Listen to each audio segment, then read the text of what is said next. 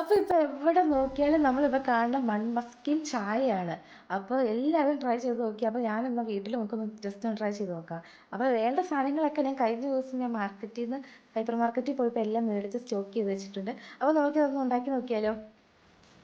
അപ്പോൾ നമുക്ക് ഇതിനകത്ത് വേണ്ട സാധനങ്ങൾ എന്ന് വെച്ചാൽ ബട്ടർ, ഈ ബട്ടറായിട്ട് എടുത്തേക്കണേ. പിന്നെ മീതെ ഇതുണ്ട്. ഇത്രയായിട്ട് നമുക്ക് വേണ്ടത്. ഇത്ര സാധനങ്ങൾ നമുക്ക് വെച്ചാട്ടോ നമ്മൾ മൺമസ്ക് ഉണ്ടാക്കണേ.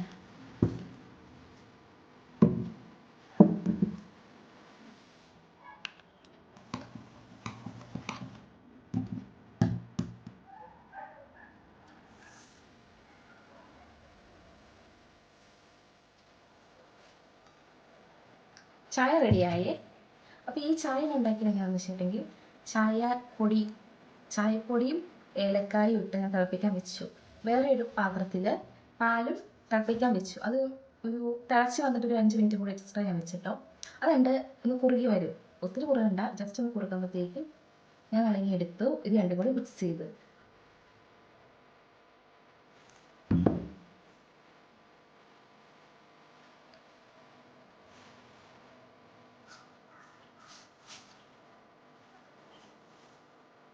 അപ്പോൾ എല്ലാം ട്രൈ ചെയ്തായിരിക്കില്ല എല്ലാവരും. അപ്പോൾ ഞാനിപ്പോഴാണ് ട്രൈ ചെയ്യണേ.